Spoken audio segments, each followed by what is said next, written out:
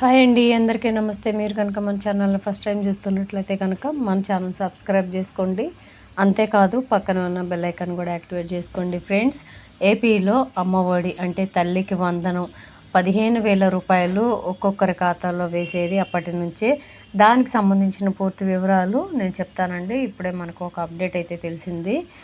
ఏపీలో చదువుకుంటున్న ప్రతి ఒక్క పేద విద్యార్థికి వారి అకౌంట్లో అయితే 15,000 రూపాయలు సంవత్సరానికి వేస్తామని కూటమి ప్రభుత్వం ఎలక్షన్ టైంలో మాట ఇచ్చారు కదండి. ఇచ్చిన విధంగానే రేపు జూన్ నెలలో అంటే తొలుత విద్యా సంవత్సరం ప్రారంభ సమయంలో ఈ డబ్బులను అయితే తల్లుల ఖాతాలో జమ చేయాలని కూటమి ప్రభుత్వం నిర్ణయాలు తీసుకుందండి. దీనికి సంబంధించిన క్యాబినెట్ చర్చలు నిర్ణయాలు కూడా అయిపోయినాయి.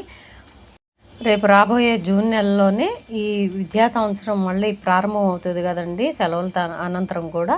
అప్పుడు ఈ అమౌంట్ అనేది తల్లుల ఖాతాలో వేయబోతున్నామని కూటమి ప్రభుత్వం అయితే అనౌన్స్మెంట్ చేశారండి.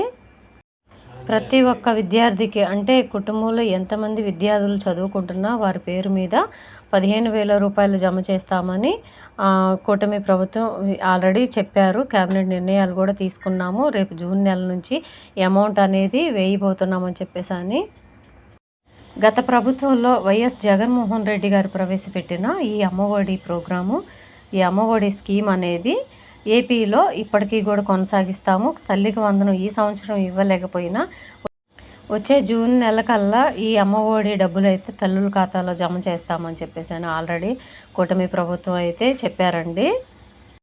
వీటికి కావాల్సిన డాక్యుమెంట్స్ కూడా ఆల్రెడీ జీవోలో జారీ చేశారు.